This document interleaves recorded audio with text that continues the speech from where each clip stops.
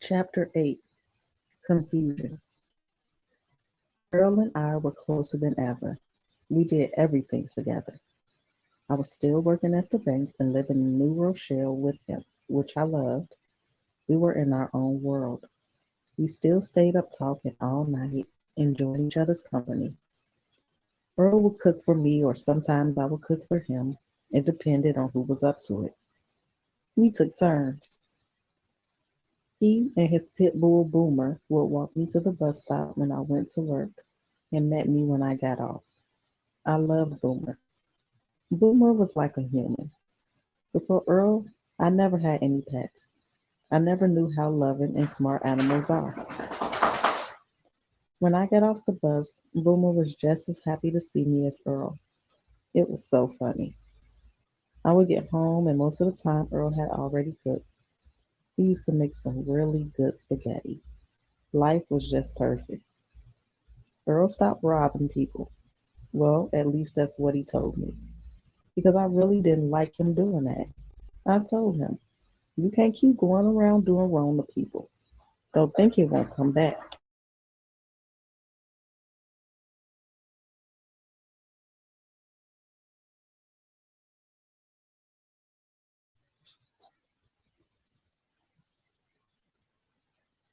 Don't think it won't come back.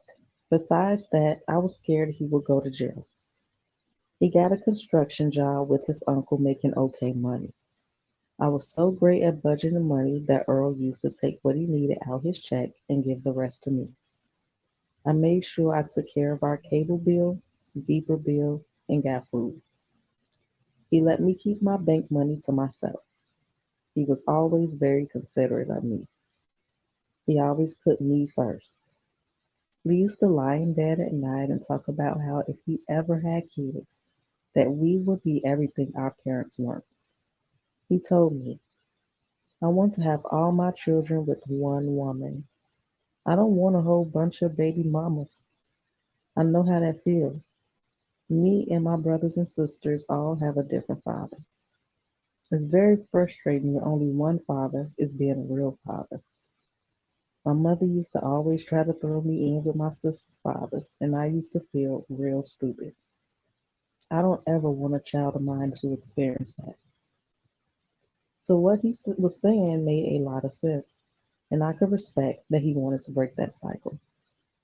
By now, we have been into our relationship about a year. From time to time, I would stay at the apartment that my god sister and I shared on Locust Hill in Yonkers.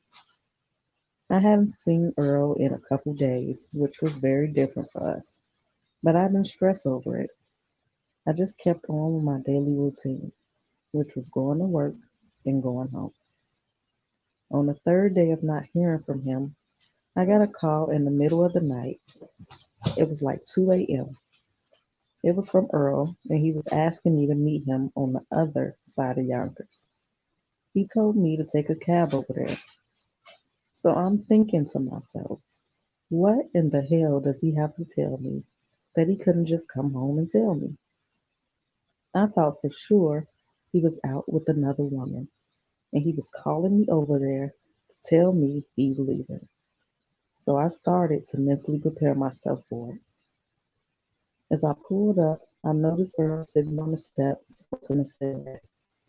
He was dressed in clothes that I had never seen him wear before. His face was very thin, his eyes were drawn. I said, Hey Earl, what's up? What's going on? What do you have to tell me? Whose clothes are you wearing? He got up and walked over to me so we could be standing face to face. And he said, I love you more than anything in this world.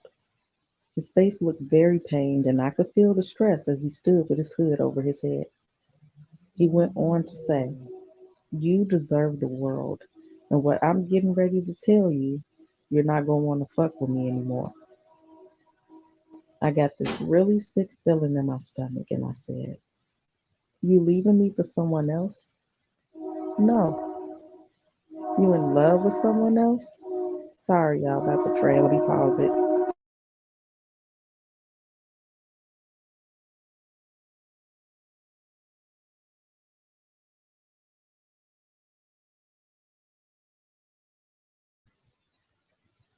You're in love with someone else? No. What? Why else would I not want to be with you? He took a deep breath and said, because I'm on drugs.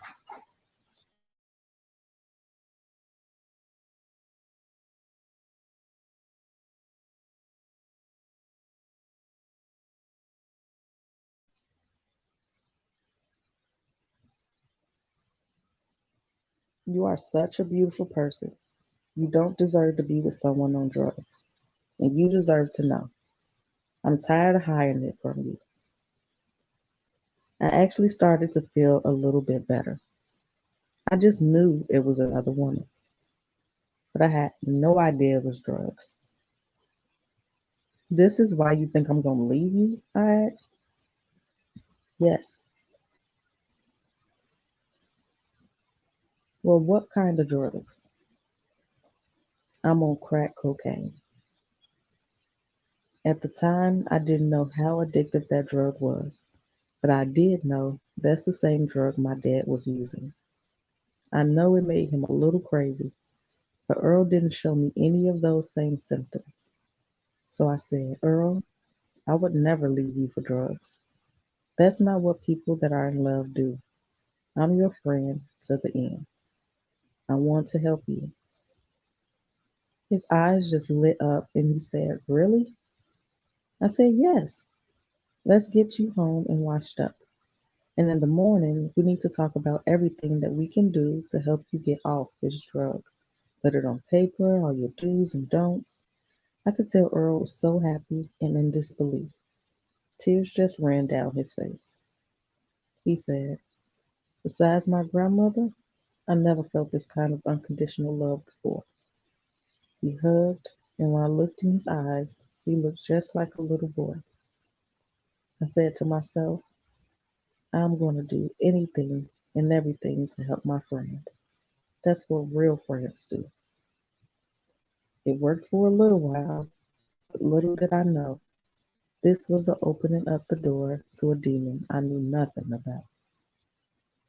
After a month later, everything was going well. Earl was keeping it together, and one day on my way to work, I started feeling really sick. I thought it was because I hadn't eaten anything, but it was a feeling I had never felt before.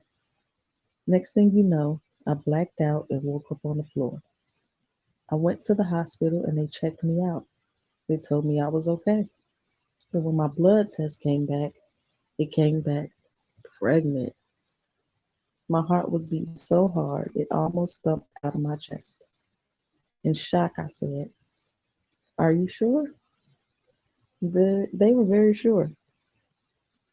I started crying and said to my girlfriend, What am I going to do? Even though I was madly in love with Earl, I didn't want a baby. I wasn't ready to take care of a baby. I could tell him. I couldn't tell him, I'm sorry. I knew if I did, he would want to keep it. I told my girlfriend I had to get a termination and Earl can't know.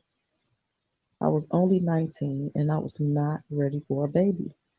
I had no health insurance and an abortion cost $250. I didn't have that much money at the time and I would have to wait 2 months to get the money up. I went on pretending like everything was regular around Earl. Meanwhile, at work, I was throwing up and feeling lightheaded.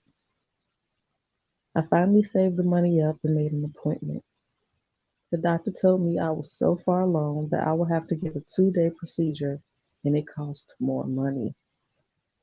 A friend of mine told me she knew someone that I could pay and I could use their insurance. I was so happy, but to go through with it, I would have to lie to Earl and tell him I was getting some other surgery done. Everything went well, and I went and got the abortion done. It was the most horrible feeling I had ever experienced. After it was over, I went home and I was very sick from anesthesia. I was throwing up and feeling so bad, but I didn't tell Earl. Finally, I couldn't take lying to him anymore. Besides, it was over by then. What could he say now? As soon as I told him the truth, he looked at me and said, "Tashir, stop playing. What did you really get done?" I suddenly got really scared and started regretting that I had opened up my big mouth. But I said, "I'm serious. I'm only 19 and I'm not ready to have a baby. I'm too young. I need to get my life together first." Earl looked at me with a straight face and tears just started flooding his eyes. He said, "You mean to tell me, Tashir, you have my baby in you and you went and killed it without even asking me? Is this what you telling me?" The first time in our relationship, Earl broke down and started crying like a baby and said, "I don't want to be with you anymore.